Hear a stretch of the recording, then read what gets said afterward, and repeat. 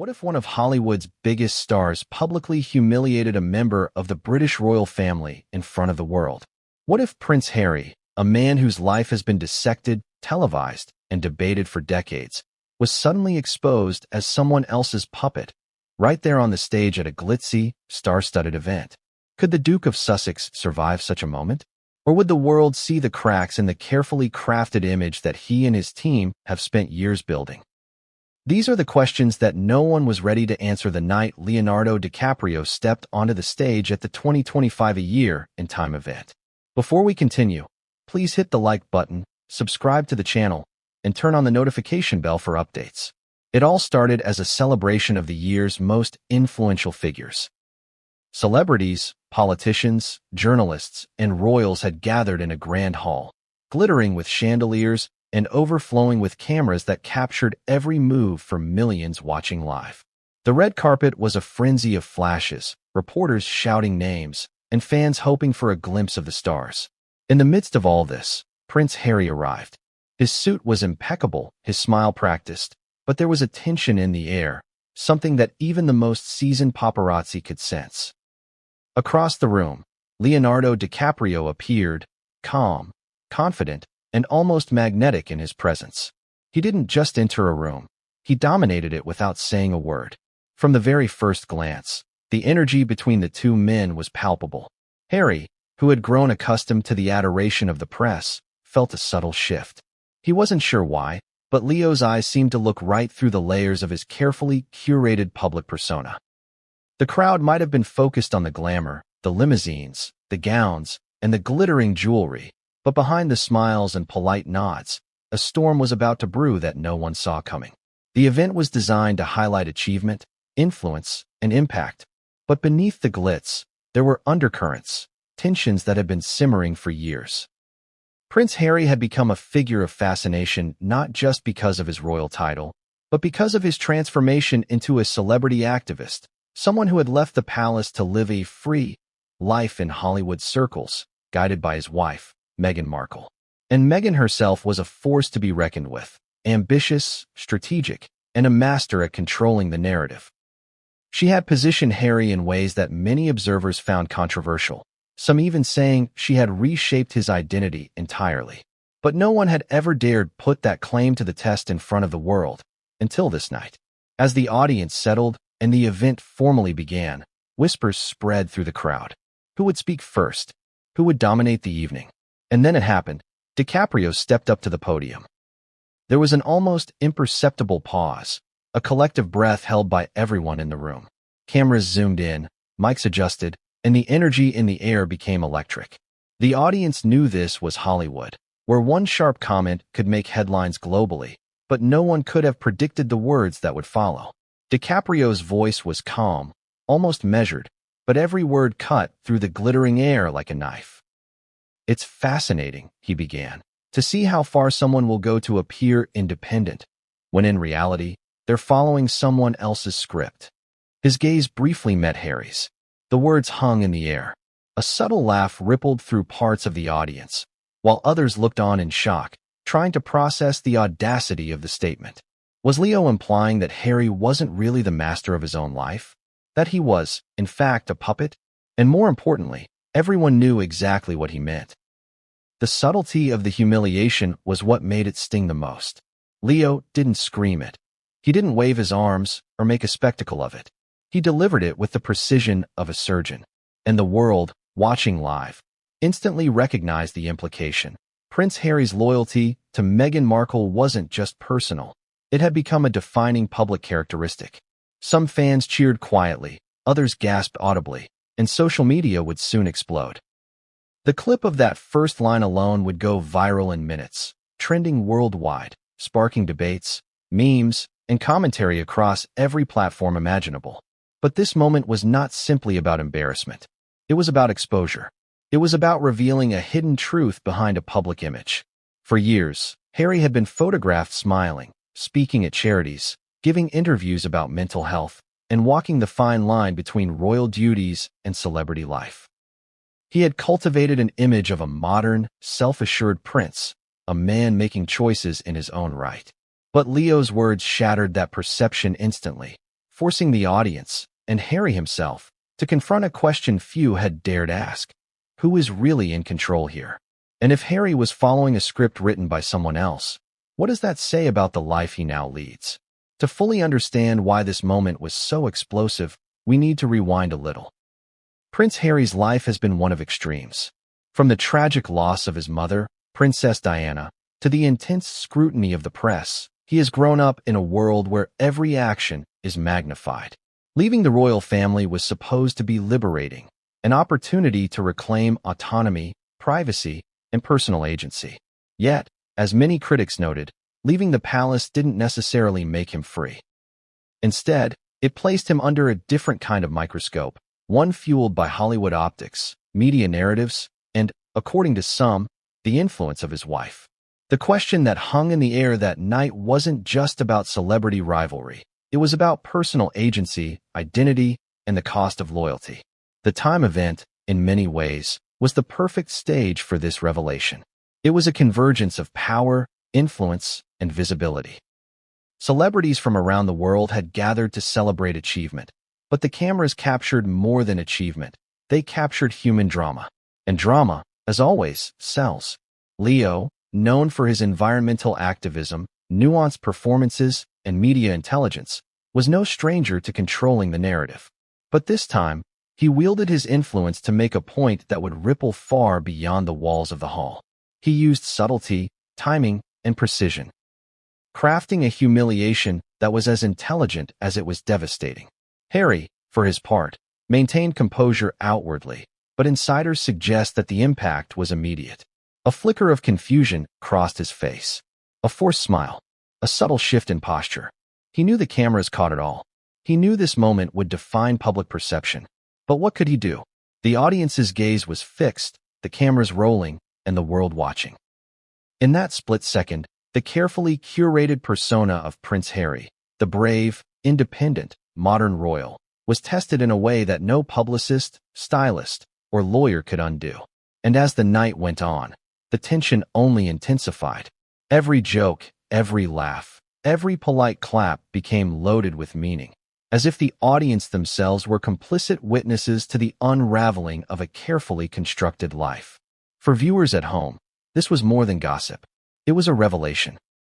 It was a story of power, influence, and the subtle ways in which one person's life can be manipulated by another.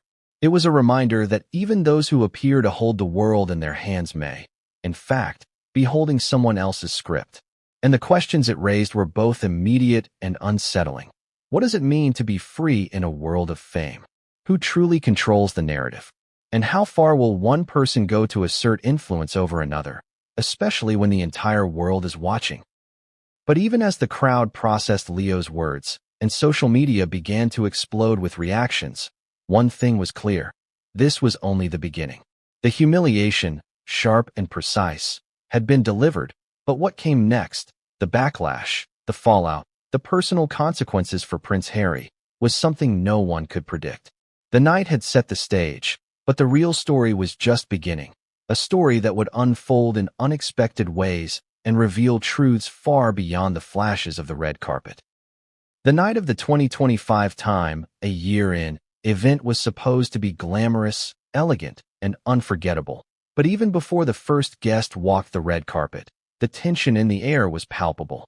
This wasn't just another awards gala. It wasn't another photo opportunity or another excuse for celebrities to flaunt designer labels. No, this night carried weight, whispers, and history. And for Prince Harry, it was the culmination of years of transformation, public scrutiny, and media speculation. But what he, and almost everyone else in the room, didn't realize was that it was about to become the most humiliating night of his public life. Let's rewind to the weeks leading up to the event. Invitations had been sent to the world's most influential figures: actors, musicians, journalists, philanthropists, and a select few royals. Security had been tight, protocols meticulous.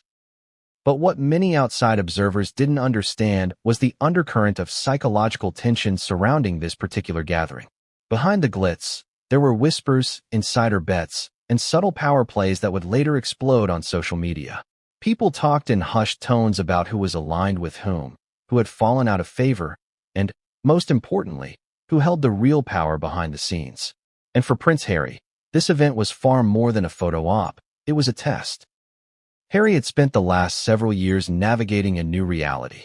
Leaving the British monarchy wasn't just a personal decision, it was a public one. Every move, every appearance, every smile was scrutinized. He had attempted to carve out an identity separate from the palace, while simultaneously maintaining a public image of independence and authenticity. But the paradox of his new life was unavoidable. The world was watching, the cameras were always on, and his every step was analyzed for signs of loyalty, weakness, or, he feared most, manipulation. And there was one factor that dominated all speculation: Meghan Markle. The public and media narrative painted her as a forceful presence in Harry's life, someone whose influence over him was undeniable.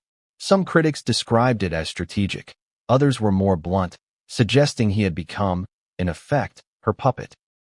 Harry knew these rumors were unfair, but that knowledge didn't erase the pressure he felt every time he stepped into a room.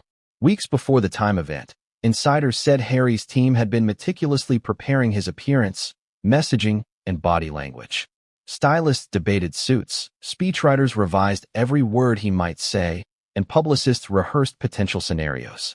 But nothing in their preparation could anticipate what Leonardo DiCaprio would bring to the stage that night.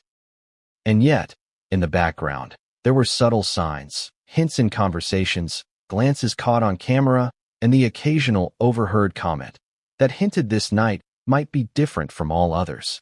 For months, tabloids had speculated about a potential clash between Hollywood royalty and actual royalty. DiCaprio, known for his environmental activism and nuanced career choices, had a reputation for speaking his mind at high-profile events.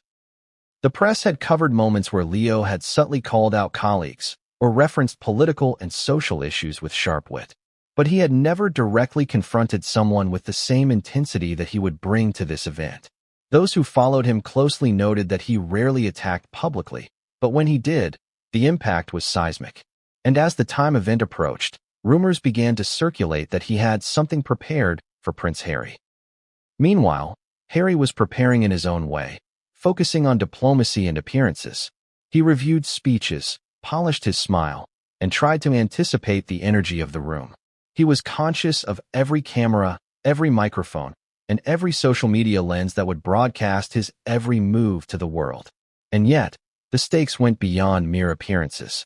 Deep down, he knew that this event could define public perception in ways that past controversies hadn't.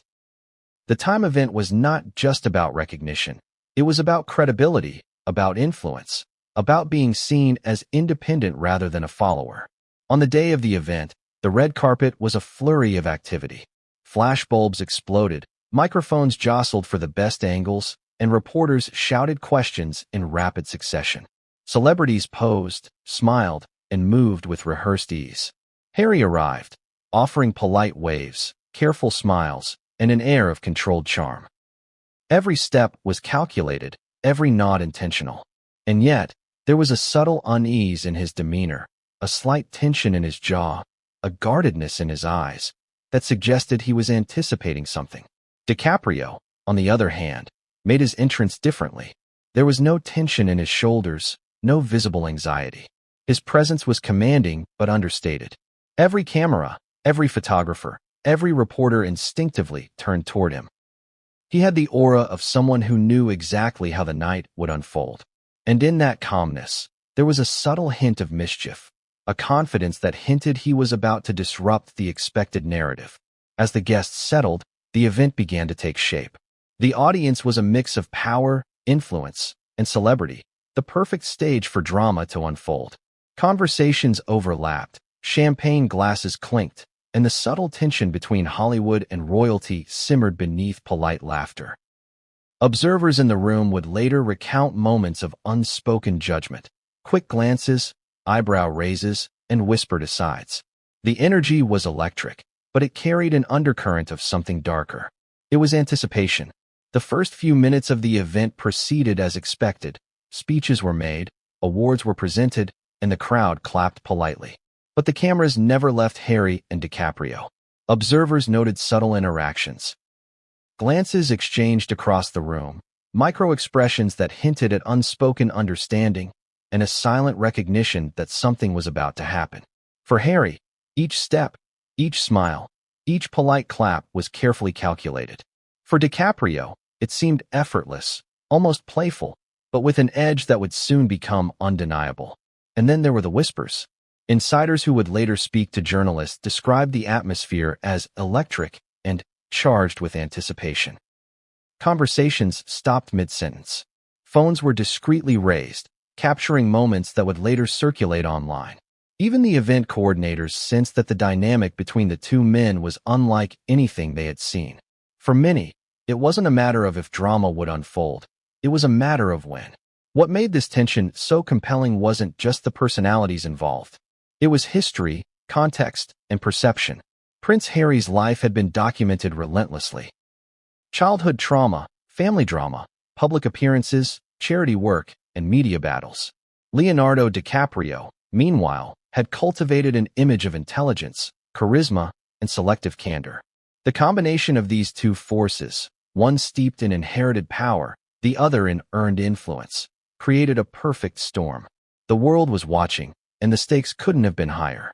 By the time the event officially began, everyone sensed it. The energy in the room was different from a typical gala. There was a weight, a sense that history was being made, and that the unfolding drama would not remain confined to the hall. Social media would erupt within minutes, and the headlines that followed would frame the night as something larger than either man, something that spoke to power, loyalty, influence, and human vulnerability. The cameras had barely settled on the crowd when Leonardo DiCaprio made his entrance. Unlike the usual flurry of celebrity arrivals, this was different. There was no exaggerated wave, no frantic posing for photographers.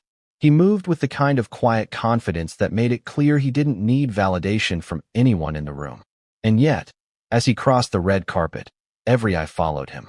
Not just because he was Leonardo DiCaprio, but because something about his presence hinted that he was there with intent, that he had something to say, and the world would hear it. For those who've observed Hollywood for decades, DiCaprio's entrances are always calculated.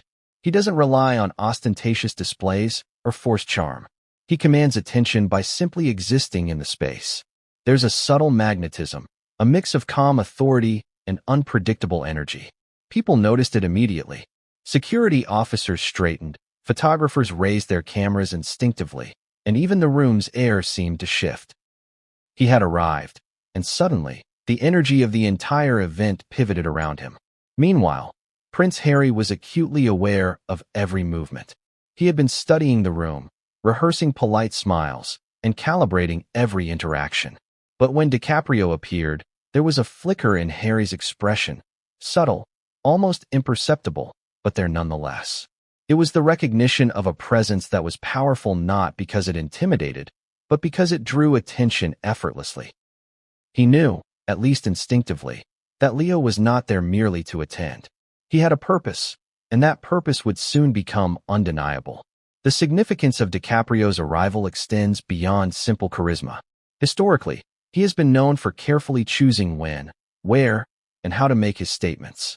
From climate activism to calling out political figures, Leo has a reputation for using his platform with surgical precision. But what made the moment at Time 2025 so charged was the context. The target of his gaze was not a politician, not a corporation, but a royal, a man who had spent his entire life in the public eye, navigating scrutiny, expectation, and privilege. And for the first time, the world would see DiCaprio directly challenge the persona of someone who, until now, had been largely untouchable in polite society. Observers described the atmosphere as electric, a term that's often overused in media coverage, but in this case, it was accurate. There was a collective holding of breath, not just among journalists, but among other celebrities, staff, and even the audience waiting in the hall. Everyone sensed that something was about to happen, and it was clear DiCaprio knew it. He had arrived fully aware that his presence would disrupt the expected order of events. One of the key elements of this dynamic was subtle psychological signaling. DiCaprio didn't storm the room or announce his dominance with words or gestures. He used a combination of micro-expressions, pauses, and glances that conveyed control without needing explanation. According to insiders, he had done extensive research on Harry, his public appearances, and the narrative surrounding Meghan Markle's influence. Every step, every smile, every gesture was calculated to set the stage for what was about to unfold. The psychology behind his approach was clear: assert dominance through calmness, let the world react, and force the target to respond on his terms. Harry, on the other hand, had his own preparation. He had been coached on media appearances, advised on speech delivery, and rehearsed for countless scenarios. Yet, nothing could fully prepare him for the subtle power play he was now witnessing.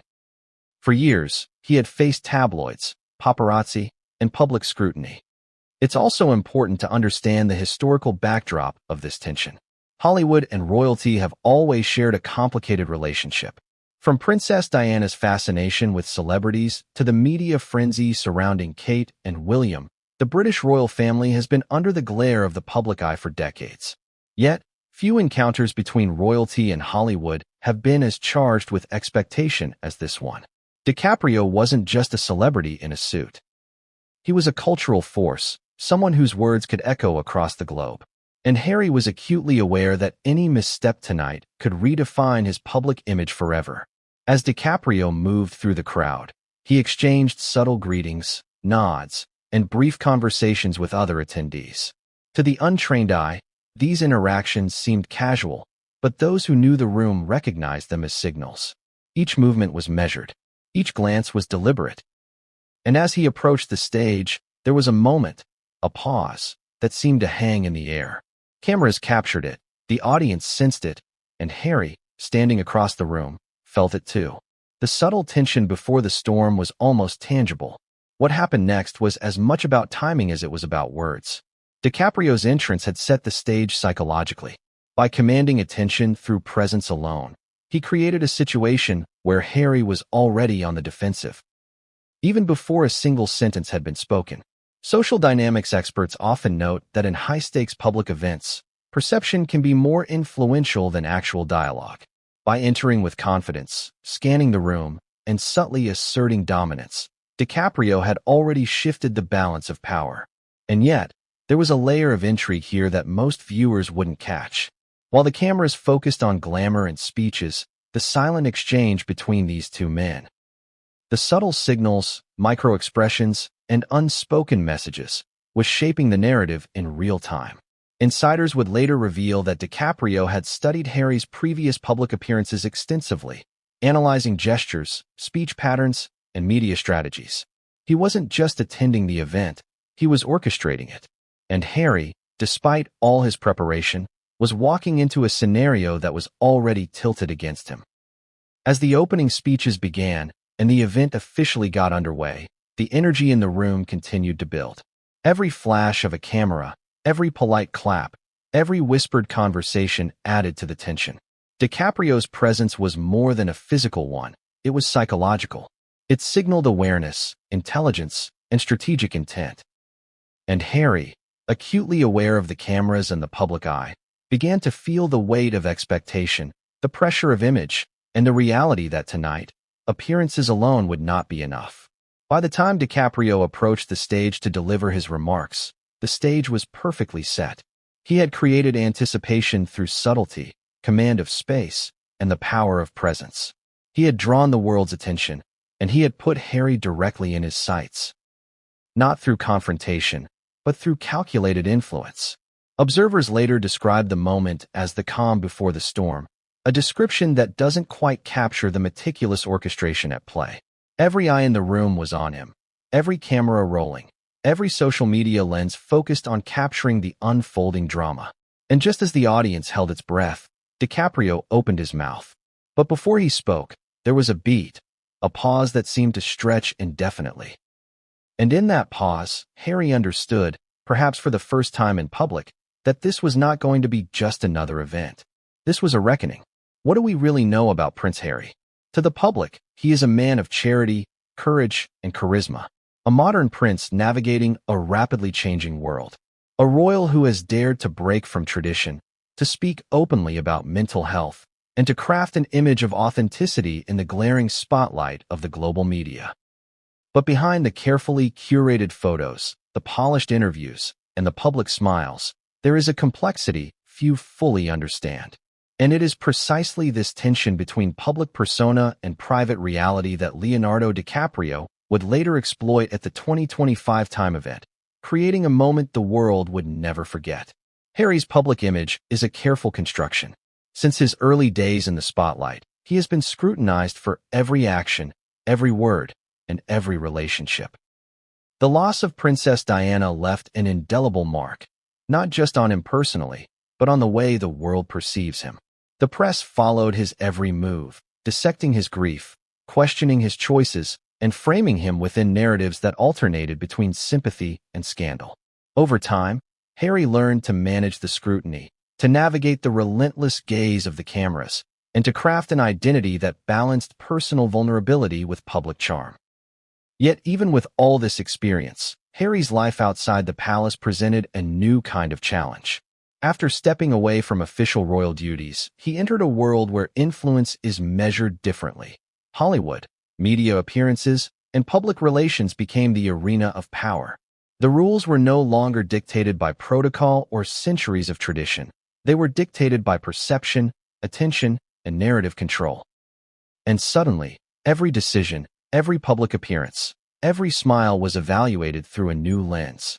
For years, observers have debated how much of Harry's life is genuinely his own and how much is influenced by those around him. Chief among those influences is Meghan Markle. Publicly, she is celebrated for her poise, intelligence, and activism.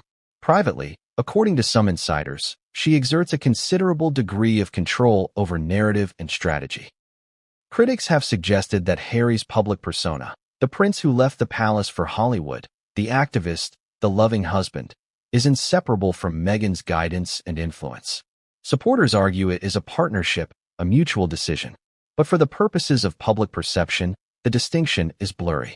And it is exactly this ambiguity that Leonardo DiCaprio would later bring to the forefront in a moment of calculated, devastating precision. The duality of Harry's life. Public image versus private reality is evident in countless instances over the past decade. Interviews that present vulnerability can contrast sharply with social media portrayals emphasizing charm, charisma, and relatability. Charity work is often paired with headlines scrutinizing personal life choices. Even his relationships with family members are carefully reported, revealing tension, reconciliation, and sometimes outright conflict. For an ordinary person, such duality would be exhausting. For a royal-turned-Hollywood figure, it is unavoidable, and it leaves vulnerabilities that observers like DiCaprio can exploit. Consider the public narrative of independence. Harry has long presented himself as a man making autonomous choices, stepping away from the monarchy, pursuing media deals, speaking openly about mental health. And yet, when you examine the network of advisors, publicists, and strategic partners surrounding him, it becomes clear that independence has its limits. Every public gesture is calculated, every statement vetted. This isn't unusual for a public figure, but the perception of freedom versus the reality of structured guidance creates tension. It's a tension that DiCaprio recognized and planned to expose in front of an audience that was watching not only for entertainment, but for insight into the man behind the image. The scrutiny intensifies when considering the influence of Meghan Markle.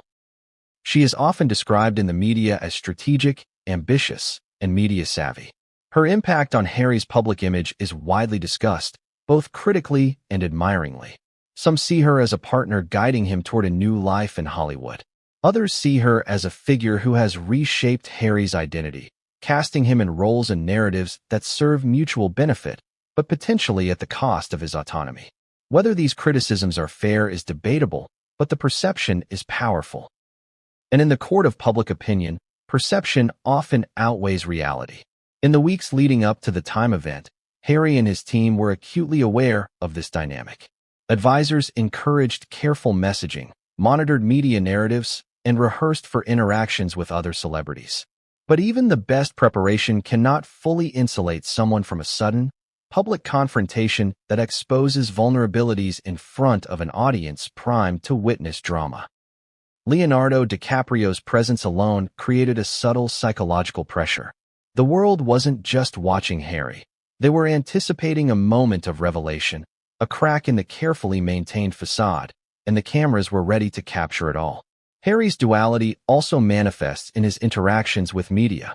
On one hand, he has cultivated relationships with journalists and media outlets to share narratives he wishes to control. On the other, he faces constant intrusion from tabloids, paparazzi, and social media commentators. This creates a perpetual balancing act. How to maintain a positive public image while protecting private life. How to be authentic without exposing vulnerabilities.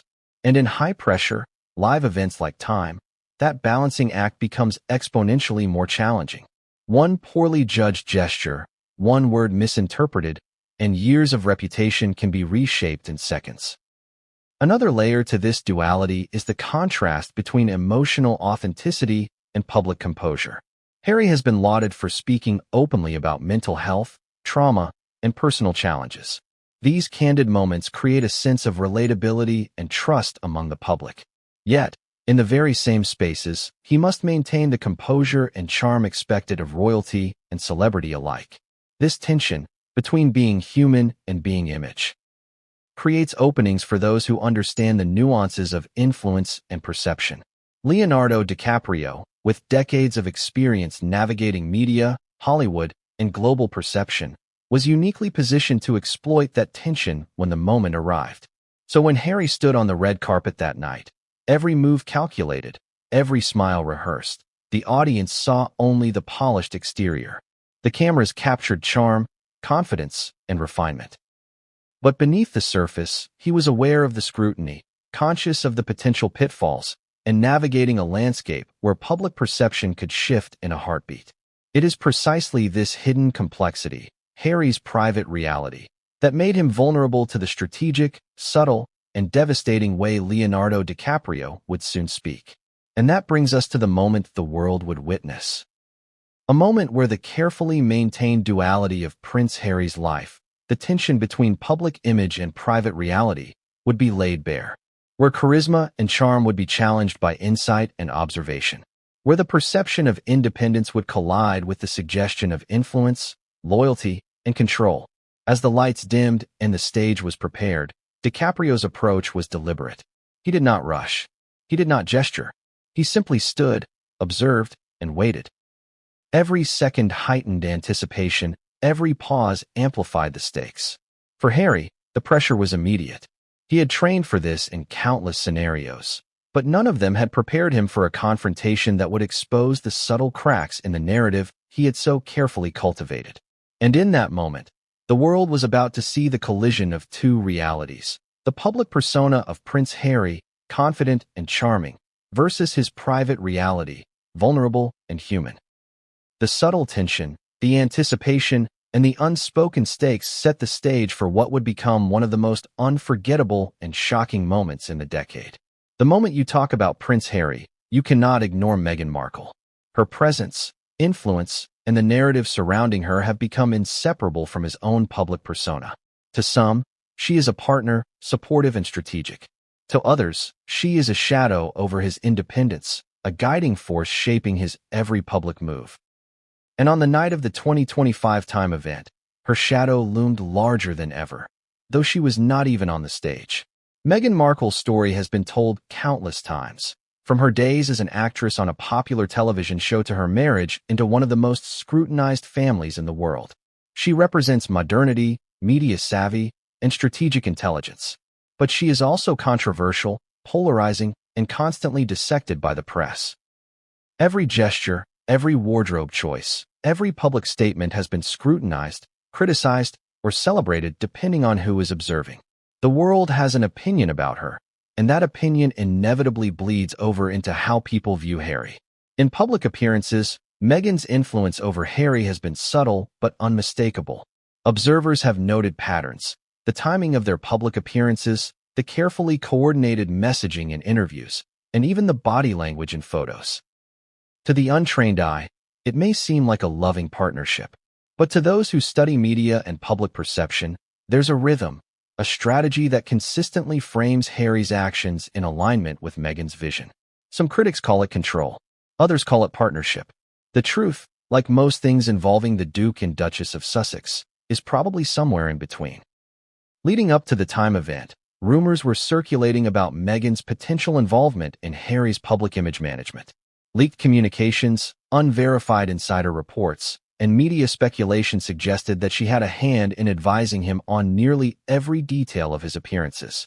Some journalists claimed she even reviewed talking points, social media posts, and wardrobe choices. While these claims are difficult to verify completely, the perception is powerful. Harry's independence, as portrayed to the public, is inextricably linked to Meghan's influence. The narrative of Meghan as a shadow over Harry's life has been reinforced over years of media coverage. Critics argue that many of his choices, moving to California, entering Hollywood circles, signing lucrative media deals, were guided by Meghan's ambitions as much as by his own desires. Supporters counter that this is a partnership, one where mutual goals and support enhance both individuals' impact. But the important point is perception. In the court of public opinion, it is often enough that people believe Harry is following someone else's script. And perception, as we would see that night, can be weaponized. At the time event itself, Meghan's shadow was a psychological presence. She was not physically present, yet her influence was tangible. Guests whispered about her behind closed doors. Analysts noted her role in shaping Harry's public appearances, and the audience knew, implicitly, that any comment directed at Harry would inevitably echo with implications about Meghan. DiCaprio, seasoned in reading the room, understood this perfectly. He knew that invoking subtle references to Harry's guidance or loyalty would resonate immediately with both the audience and the millions watching worldwide. This influence isn't just a media phenomenon, it's personal. Harry's loyalty to Meghan has been a central narrative in his life for nearly a decade. He has spoken publicly about the depth of their relationship, the importance of partnership, and the sacrifices made to support each other. And yet, the intensity of public scrutiny means that loyalty is often interpreted as control. Observers see a man following instructions rather than making autonomous decisions. They see a prince whose choices are filtered through the lens of partnership, and sometimes through the lens of critique. In the weeks leading up to the time event, speculation about Meghan's influence reached a fever pitch. Leaks from unnamed insiders suggested that Harry had been briefed on potential questions, had prepared strategic talking points, and had rehearsed interactions to minimize risk. Analysts noted that the presence of DiCaprio introduced a new variable. An outsider, someone unconnected to the royal media bubble, someone who could speak directly and unfiltered. For Harry, this meant navigating a minefield, maintaining composure while being psychologically primed to recognize the underlying implications of every word directed at him. The public has always been fascinated by Meghan's role in Harry's life, often framing it in terms of power dynamics. Headlines have described her as controlling, strategic, or mastermind, while others frame her as a supportive partner helping Harry reclaim autonomy from the monarchy. Regardless of perspective, the narrative feeds into the tension that would erupt on stage. When DiCaprio spoke those first words, the audience immediately understood the layered meaning, a critique not only of Harry, but of the subtle influence of Meghan Markle that surrounds him. This dynamic, Harry's loyalty versus the perception of control, is central to understanding the humiliation that followed. When someone as culturally powerful as DiCaprio makes a public remark, it doesn't exist in a vacuum. It is amplified by perception, media coverage, and social psychology. The audience was primed to read between the lines, to interpret every gesture and every phrase as commentary not only on Harry's character, but on the influence of the person most central to his life. That person, of course, was Meghan Markle. The psychological stakes for Harry were enormous. He had spent years constructing a life that balanced autonomy with partnership, vulnerability with public composure. Every choice had been a negotiation between his own desires and public expectations. And yet, the presence of DiCaprio and the audience's awareness of Meghan's influence introduced an unpredictable factor. Even a small comment, a subtle jab, could destabilize years of careful image management. And in that moment, the public narrative was poised to collide with private reality in a way that would reverberate far beyond the walls of the event hall. Ultimately, Meghan's shadow at the time event serves as a reminder of how complex public perception can be. It is not just about what is said, but about what is implied, what is observed, and what is interpreted. Even in her absence, Meghan shaped the emotional, psychological, and media context in which Harry would be confronted. And Leonardo DiCaprio, fully aware of this, leveraged it to perfection. He didn't need to mention her by name. A subtle implication, a glance, or a carefully chosen phrase was enough to evoke the narrative of influence, loyalty, and control. By the time the speeches began and cameras focused on the stage, the audience was fully aware of the dynamic at play. They weren't just watching two men. They were watching the intersection of Hollywood power and royal intrigue, the collision of perception and reality, and the subtle tension between independence and influence. And it was precisely this tension that would define the moment when DiCaprio's words would strike, a moment that would be replayed, analyzed, and debated for years to come. The lights dimmed, and the room fell into a hush. A subtle anticipation buzzed through the air, almost tangible, as if the audience collectively held its breath. The 2025 Time, a year in, event was officially underway, and yet, in that moment, it felt less like a ceremony celebrating influence and achievement, and more like the calm before a storm. From the outset, the event adhered to the expected structure: speeches from journalists and award recipients, brief introductions, and moments of applause that punctuated the evening. But despite the carefully orchestrated proceedings, there was a distinct undercurrent of unpredictability. The presence of Leonardo DiCaprio, with his calm yet commanding demeanor, injected a subtle tension into the room. Observers would later describe it as a quiet electricity, an invisible line drawn between expectation and reality. Harry, for his part, navigated the opening moments with caution. His team had meticulously prepared him for this night. Scripts rehearsed, talking points memorized, and answers to anticipated questions polished to perfection. And yet, nothing could truly prepare him for the subtle psychological games at play. The audience could see the composed exterior, the charming smile, the carefully measured responses. But insiders watching more closely would later note micro-expressions, subtle flickers of unease, brief shifts in posture that betrayed the pressure he felt. Every movement was analyzed, every glance interpreted. The stage was no longer just a platform for awards. It had become a battlefield. DiCaprio's strategy, although not immediately obvious to the casual observer, was methodical. He didn't need to storm the stage or make a loud entrance. Instead, he used timing, presence, and psychological nuance to command attention. Observers noted that his interactions with other celebrities were deliberately subtle, creating an aura of calm authority. Every nod, every casual conversation, every measured glance contributed to a narrative of control over the room, control over perception, and, importantly, control over the unfolding drama that centered on Prince Harry. The audience itself became a character in this drama. Some were there purely for the spectacle, some to celebrate achievements, and some to observe the subtle power dynamics at play. Cameras panned across the crowd, capturing moments of intrigue. The brief raise of an eyebrow, the suppressed smile, the quick glance between influential figures. These were signals, both subtle and deliberate, that added layers of complexity to the event.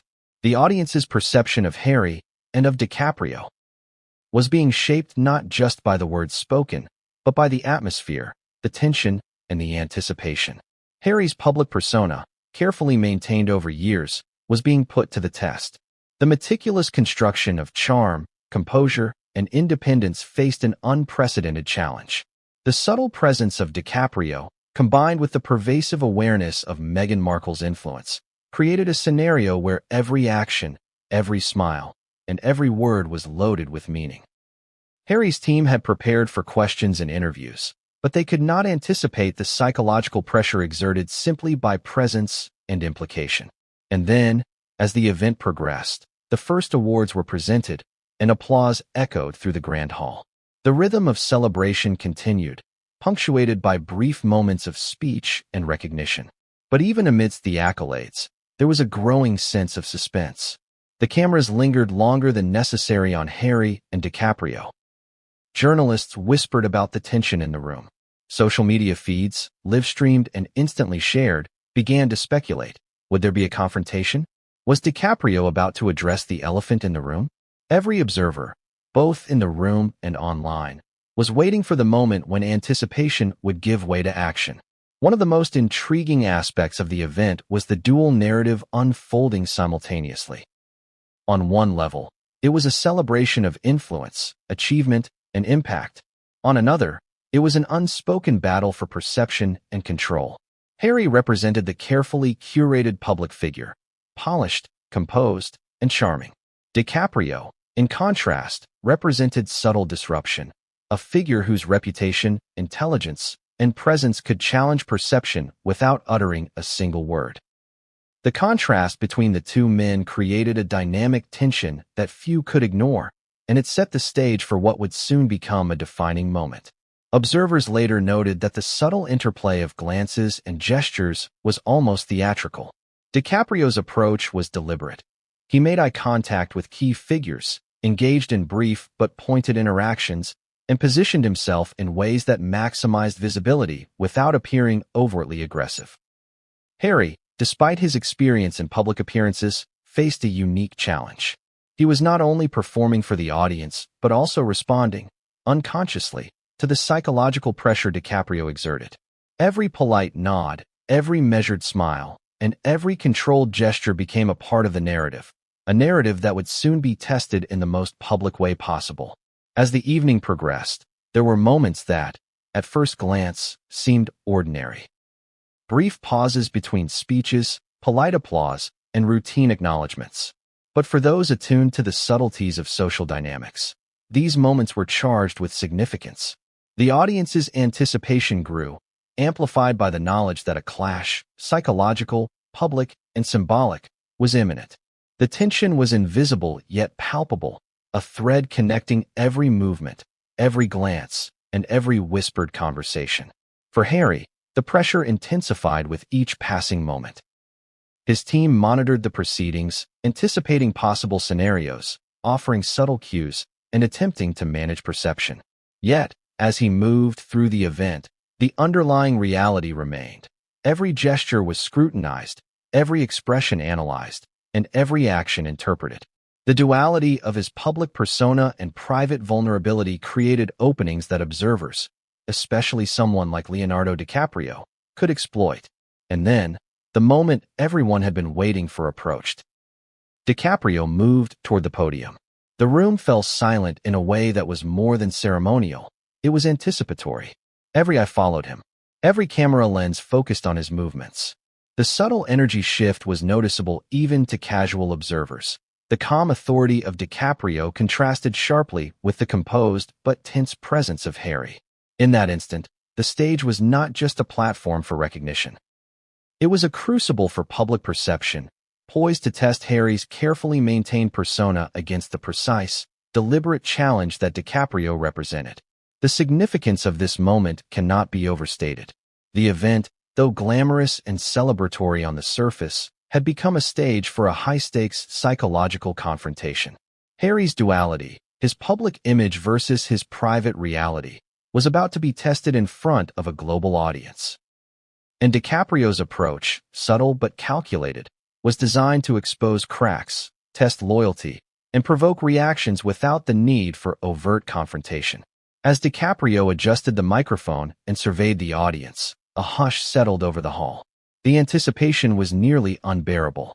Every camera shutter clicked in near unison, capturing a moment that would be replayed, analyzed, and dissected endlessly. Harry, standing slightly to the side, felt the pressure acutely. He had rehearsed speeches, prepared smiles, and anticipated questions, but he could not prepare for the psychological precision of what was about to unfold. And then, in a calm, deliberate voice, Leonardo DiCaprio spoke the words that would change everything. The moment of public reckoning, subtle humiliation, and psychological exposure had arrived. What followed would define the night, dominate social media, and spark conversations that would continue for months. What if a single sentence could shatter a prince's composure? What if a single moment, spoken in front of thousands, could expose the truth behind years of speculation, headlines, and whispered conversations? That was the question hanging in the air as Leonardo DiCaprio stepped up to the microphone, adjusted it with deliberate calm, and prepared to speak. The room froze. Every conversation died. Every nervous laugh evaporated. Even the cameras seemed to hold their breath. And Prince Harry, standing just slightly behind and to the right, felt it first. A shift, a tightening, a pressure, subtle but unmistakable, like the air itself knew what was coming. DiCaprio looked out across the audience, scanning the faces with the ease of a man who had spent his entire life under blinding lights and relentless scrutiny. He wasn't nervous. He wasn't tense. He wasn't trying to impress anyone. He was in control, and he knew it. That, more than anything else, set the stage for what was about to unfold. He began with a smile, the kind of smile that seems warm on the surface but carries a sharpness underneath. The kind of smile that suggests an inside joke only one person in the room doesn't know. Or perhaps Harry did know, and that made it worse.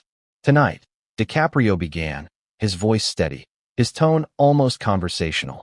We're here to honor individuals who shaped the world this year. People who stood on their own, spoke with their own voice, and demonstrated leadership without needing someone to speak for them. It was subtle, gentle even. To the untrained ear, it might have sounded like nothing more than an elegant introduction. But the room heard it. The subtext, the sting. That last line, leadership without needing someone to speak for them, hung in the air like a slowly descending blade. A few heads turned toward Harry. A few eyebrows rose. A few quiet murmurs spread through the audience like sparks drifting from a match. Harry forced a smile, but it didn't reach his eyes. DiCaprio continued, his gaze flicking briefly, intentionally, toward Harry before drifting back to the room. The moment lasted perhaps half a second, but Harry felt the impact like a physical push. Because DiCaprio wasn't done, not even close. He cleared his throat, glanced down at his notes, then casually set them aside as though he had suddenly decided they were unnecessary. Some people, he went on, show the world who they are by standing tall. Others show it by standing behind someone else. There it was. The first strike. Direct enough to cut, indirect enough to deny. And the audience felt it. The tension thickened instantly, like the walls themselves were leaning in to hear the next part. A few gasps punctuated the silence. Harry's jaw tightened. His hands shifted behind his back. These were tiny movements, barely noticeable to the casual viewer, but they mattered. Body language never lies. DiCaprio's tone shifted. It softened, but not with kindness. More like a scalpel being sharpened, a precision instrument preparing for the next incision. And then, he said, there are those who have influence, not because they earned it, but because someone else handed it to them. Another murmur swept the room. Harry didn't move. He didn't blink. He didn't need to. Everyone saw it anyway.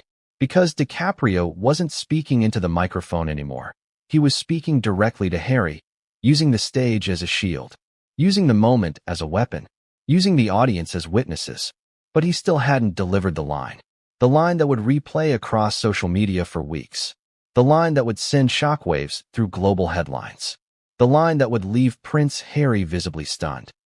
Before that came something even sharper, a moment of silence, a pause, a long, deliberate, calculated pause.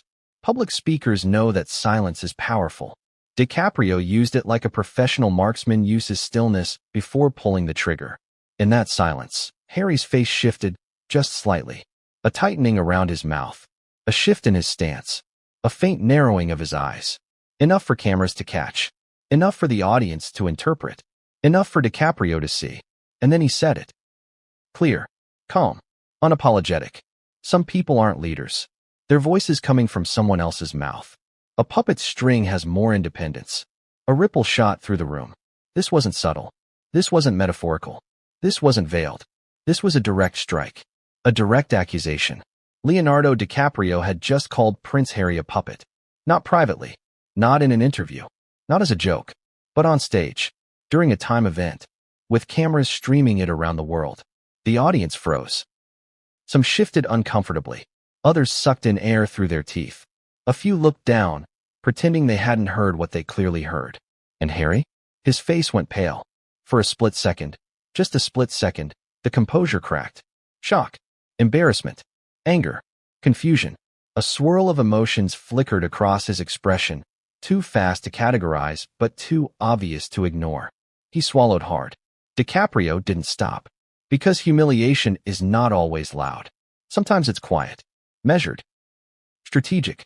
He tilted his head, as if he had just said something entirely ordinary. Then he added, almost casually, and when someone lets another person pull their strings, well, you start to wonder who they really are speaking for. Every person in that room knew what that meant. Exactly who he was implying. Exactly what narrative he was tapping into. It didn't have to be said out loud. And yet, the silence that followed was more deafening than any accusation could have been. Harry blinked slowly. His throat tightened. His shoulders stiffened. He tried to smile, but the strain was visible. He looked down briefly, then back up, but the damage was done. Cameras captured every second. Replayed it. Zoomed in. Analyzed it. DiCaprio continued speaking about influence, leadership, global responsibility, but the words were background noise now. The moment had already detonated. The room had already felt the blow. But the true humiliation wasn't just in the words themselves. It was in the framing, in the juxtaposition, in the contrast between DiCaprio's confidence and Harry's discomfort. It was psychological, strategic, devastating, and Harry knew it. He knew it in the tightening of his jaw. He knew it in the rising heat behind his eyes. He knew it in the sinking, hollow feeling in his stomach. He knew it in the way the audience looked at him now, not with admiration, but with fascination. They weren't seeing a prince. They were seeing a man exposed, a man cornered, a man publicly called out in the most humiliating way possible. DiCaprio finally wrapped his segment with a poised smile, as if the previous lines had been harmless. We celebrate authenticity, he concluded. Tonight reminds us of the importance of being true to yourself, whoever you are. Another sting, another layer, another twist of the knife. Then he stepped away from the podium. Slow, calm, controlled. And the applause, when it finally began, was hesitant, uneven, awkward. People clapped because they were supposed to, not because they agreed, not because they supported the moment, but because doing anything else would have drawn even more attention to the tension in the room. Harry didn't clap. He couldn't. His hands remained at his sides, stiff and unmoving. His face locked into a tight, strained expression that didn't quite hide the humiliation radiating through him. The cameras caught that too, and the world saw it. But what Harry didn't know, what he couldn't know, was that this was only the beginning. The first strike, the first humiliation, the first unraveling of composure. The real explosion hadn't happened yet, and no one in the room was prepared for the next blow. Not even Leonardo DiCaprio, not even Prince Harry. You could feel it, an invisible shockwave radiating outward from the stage the very second Leonardo DiCaprio stepped back from the microphone. His last words still hung in the air like smoke after an explosion, and the audience's reaction wasn't immediate applause or laughter or outrage. It was silence, not a peaceful silence, not a respectful silence, but the tense, suffocating kind of silence you hear when a truth lands harder than anyone expected. People weren't sure what to do with their hands, their faces, or their eyes. Some stared forward, stunned. Others glanced at their phones to see whether social media had already erupted. A few looked at Prince Harry directly, studying him like he was the next headline waiting to be written. Everyone felt it. Everyone understood. Everyone knew a line had been crossed. But how they reacted, that's where the real story began. Because reactions reveal truths. They reveal alliances. They reveal how people really see you when the lights are brightest, and when humiliation is fresh.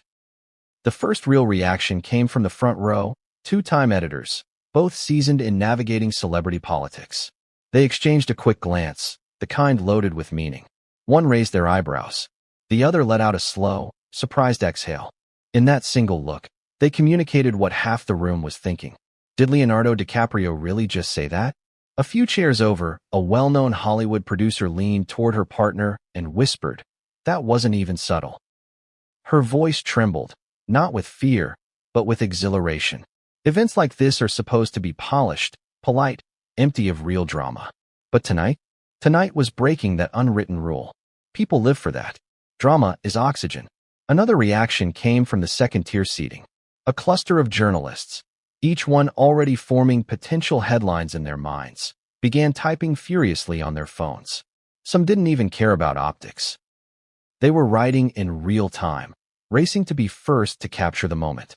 One reporter muttered, "This is going viral in minutes." Another said, "It already is."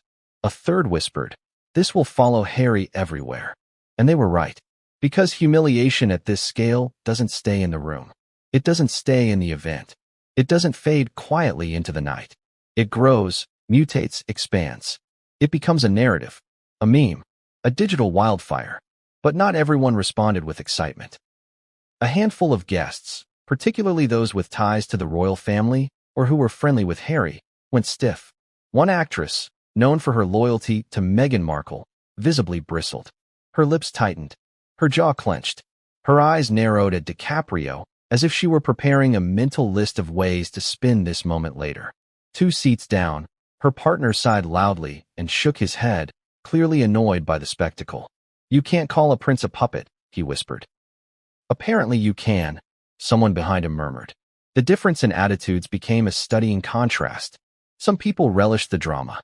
Some people feared its implications. Some enjoyed the spectacle. Some were calculating the fallout. And then there were those whose reactions were more complicated. A group of young activists, invited due to their social impact campaigns, looked completely torn.